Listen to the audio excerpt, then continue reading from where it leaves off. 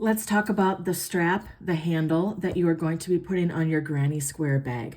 Now, once you have your granny squares made and you have done that border edge around them, you probably want to use the same color for your strap. I have these granny squares. I am not done with them, so I have not put the border on them, but they are going to match up, and then the straps are going to go here and here if this is the style of the bag that you are going for. Obviously, you want to finish that bag, stitch them together before you decide your strap. Once you have decided the length of the strap, you will want to obviously slip knot, and then you are going to make as many chains as it takes to get to the length of the strap that you want.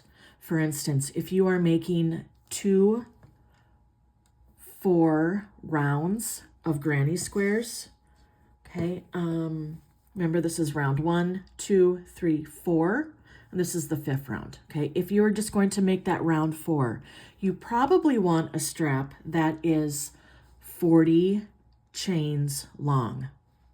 That would be on the short side. And if you're making larger bags, you probably want your strap to be longer, just saying, okay? Once you have made your chains, okay, imagine that I've made that number, you're then going to do 2 turning chains, and then within each chain, you are going to do a double crochet stitch. The double crochet stitch is the same stitch that we used to make our granny clusters, okay? The symbol for that, remember, is a capital T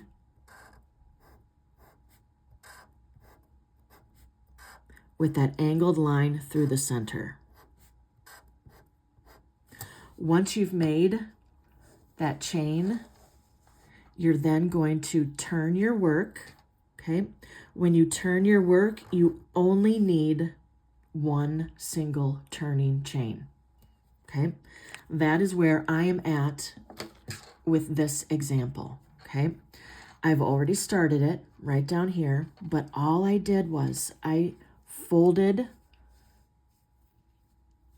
the top to the bottom and I matched up the stitches. And then if your cord is really long, or even if you think even if it's short, you can use a stitch marker. If you don't have a stitch marker, you can use a bobby pin, you can use a paper clip, whatever you have, and use those to connect the front only. Okay, if this is the top of the double crochet, normally when we insert a hook, we go through both, but we're only going to need the front only. And then we're going to go to the chain and we're going to grab that back only. Okay, and we're going to essentially we're folding it in half, and then we are going to insert a single crochet stitch through both of those loops. Okay, we're going to make a nice thick cord. Okay, and so I've started that down here. So let me show you what that looks like.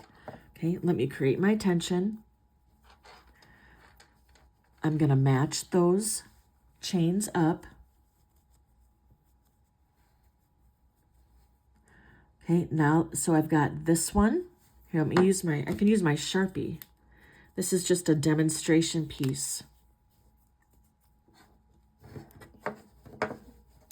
And I will mark where I am going. So the next stitch, and that foundation chain is right here. And the front loop of the top of my double crochet is right there. Okay, let me get this cap on. All right. So I've got my tension. I'm going to hold those pieces. So now my hook is going to go under, I'm going to go through, and then under here. And now yarn over and pull through, yarn over, pull through 2. Match up the next 2. Yarn over, pull through, yarn over, pull through 2. Okay, I'll do a couple more. Here's the bottom. This was the original foundation chain. Here is the front loop only of our double crochet. And then you're going to go all the way down till you hit the end, and then you're going to tie it off. Once you have your cord complete, all right, this is what it's going to look like. That's how thick it is, okay? Now, if you pull on it, it's not going to stretch. That's the awesomeness of this, okay? Sometimes when you create just a regular, if you did a single stitch or a double stitch, if I were to pull on this, it would stretch, okay? And that's what's nice about this, is it doesn't stretch, okay? And then you're going to very easily put this end in between your two grannies, okay? Imagine here's my granny number 1, the bottom, here's my granny number 2, and then you can just whip stitch it, okay? Make sure that you are using that yarn needle, and you want to bury any knots, any, you can just go up and down, up and down, up and down, okay? Make sure that you're burying your knots, burying your ends so that they cannot be seen from the back side or the front side, okay? And then you would come over here and you would do the same thing. All right? And it's as simple as that.